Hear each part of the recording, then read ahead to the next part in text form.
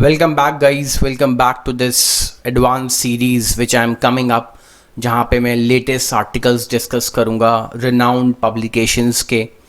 तो यहाँ पे आपका स्वागत है प्लस प्रमेश ई लाइब्रेरी पे। एंड आज का टॉपिक है कि डोनाल्ड ट्रंप चाहते हैं कि चाइना जो है न्यूक्लियर वेपन पैक्ट्स जो है वो साइन कर ले। देखिए इसका सिनारियो बहुत लंबा है, मैं आपको न्यूक्लियर डॉक्ट्राइन पे इसको लेके जाऊंगा और वहाँ से समझा के लाऊंगा स्टार्टिंग फ्रॉम द स्क्रैच कि कैसे ये न्यूक्लियर वेपनाइज्ड कंट्रीज़ बनी। देखिए आज की डेट में सबसे बड़ा सिनारियो क्या है, सबसे बड़ा दर्दनाक मौत किससे होगी? वो होगी न्यूक्लियर अटैक से, जो कि हुई थी आपकी अगस्त में 1945 में हिरोशिमा एंड नागासाकी पे। देखिए सबसे पहली चीज़, आज का लेसन यहीं से स्टार्ट करता हूँ मैं, आज का कोर्स, ठीक है। So yes, let's begin this. So guys, एक बहुत बड़े आपके वैज्ञानिक आए, रॉबर्ट ओपेनहाइमर। उन्होंने कहा था जब हमारा पृथ्वी जो है आपके न्यूक्लियर एज में एंटर कर चुका था 16 जुलाई 1945 को। मैं 16 जुलाई 1945 क्यों बोल रहा हूँ? क्योंकि इस टाइम पे ही आपका मेक्सिको में 3 ट्रिनिटी बॉम्ब्स टेस्ट किए थे। ट्रिनिटी टेस्ट किया था आपका किसने? यूएसए ने, न्यूक्लियर बॉम्ब्स का, ठीक है।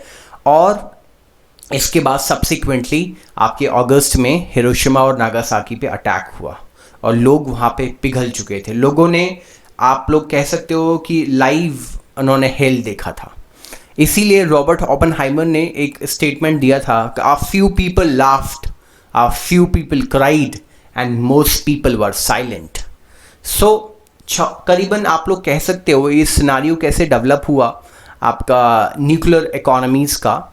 देखिए सबसे पहले 1945 में ये एंटर किया आपका यूएसए। उसके बाद में 1949 में आपके बहुत बड़ी कंट्रोवर्सी है कि सोवियत यूनियन पे कैसे आया ये न्यूक्लियर टेक्नोलॉजी, बट उनके पास आ चुकी थी, उन्होंने टेस्टिंग कर चुकी थे, ठीक है। उसके बाद सबसे पहली चीज़ फिर यूके आया। यूके ने भी न्यूक्लियर टेस्टिंग कर दी थी, थर्ड नेशन बन गया था वो। उनके एटॉमिक बॉम्ब ऑपरेशन का नाम था ऑपरेशन हरिकेन, ठीक है। उसके बाद आया आपका France. France became the fourth nation 13 फरवरी 1960 में, when the atomic bomb Gerboise blue was detonated in Algeria, ठीक है। सबसे इंपॉर्टेंट चीज़ इसके बाद, यस ये क्यों बोल रहा है कि भाई 56 साल पहले चाइना आया था?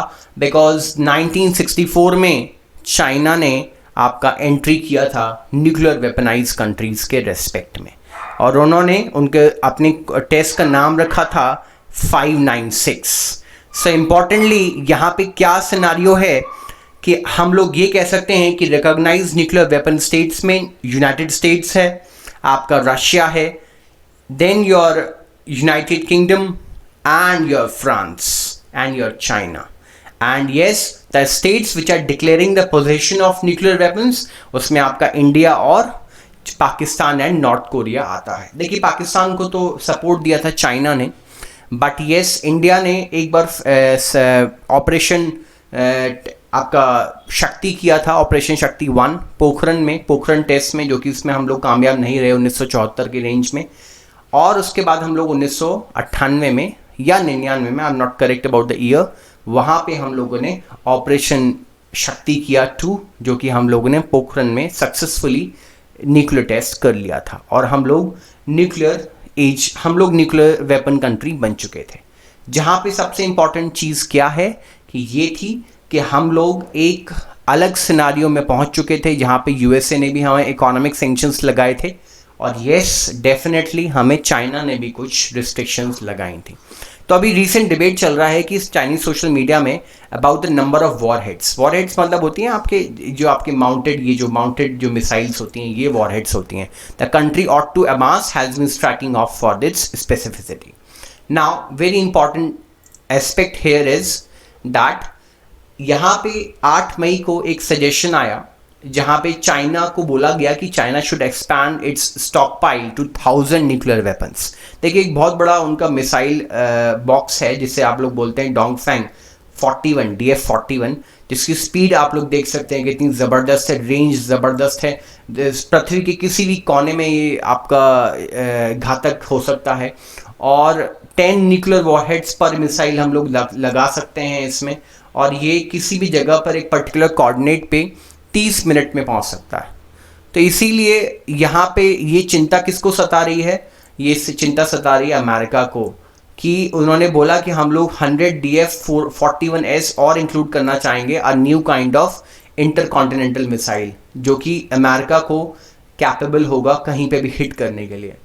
तो इम्पॉर्टेंटली ये सोर्स मैंने द इकोनॉमिस्ट से लिया है, और अमेरिका एक्चुअली इस चीज़ को वेलकम नहीं करना चाहेगा। अमेरिका की बहुत पहले से ही पहल रही है कि वो न्यूक्लियर वेपन्स पैक्ट पे साइन करे चाइना, बट वो ऐसा कर नहीं रहा। The DF-41S first displayed in the last October at the national day parade, ठीक है। और उन्होंने चाहता है अमेरिका कि वो अमेरिका और रशिया एक सेट लिमिट्स पे चले जाएं, ताकि वो न्यूक्लियर आर्सनल्स को या न्यूक्लियर मिसाइल्स को या न्यूक्लियर वेपन्स को लिमिट कर दें, ठीक है। इसके साथ साथ they are China's first missiles with such a range that can go on roads, and वो आपके सतह पर भी जा सकते हैं, and it would be difficult for American weapons to knock out the ones, ठीक है। तो ये सबसे बड़ा डिवास्टेशन क्रिएट कर सकता है अमेरिका में। एंड येस, डेफिनेटली आप लोग कह सकते हैं, देखिए हमारा स्टांस क्या रहा है, इंडिया का स्टांस ये बहुत ज़्यादा रिलक्टेंट था। इंडिया बहुत ज़्यादा कंफ्यूज था न्यूक्लियर वेपनाइज कंट्री बनने में, लेकिन अटल बिहारी वाजपेयी के नेतृत्व में ये काम हुआ और हम लोगों ने सक्सेसफुली किया भी। और इस चीज़ को मैं एक बहुत बड़ा एडवांटेज भी मानता हूँ हमारे लिए, क्योंकि एशिया में सबसे बड़ा एक हमारे लिए सरदर्द बना हुआ था आपका चाइना, क्योंकि 1962 में जब सरप्राइज अटैक किया उन्होंने, तो हमें लग चुका था कि ये अब आगे कुछ भी कर सकता है। सो इसलिए हमें एक न्यूक्लियर वेपनाइज कंट्री का बनने की ज़रूरत थी। अभी हमने हाल फिलहाल नॉन प्रोलिफरेशन ट्रीटी NPT नहीं साइन की हुई है, CTBT भी नहीं साइन की हुई है। एक बार मैं एक सेपरेट लेक्चर लेके आऊँगा जिसमें मैं न्यूक्लियर डॉक्ट्राइन पॉलिसी आप लोगों को समझाऊंगा। NPT और CTBT की वहाँ पे बात करेंगे हम लोग, कॉम्प्रिहेंसिव टेस्ट बैन ट्रीटी के बारे में। So guys, I hope you are finding these lectures very interesting. So thank you so much.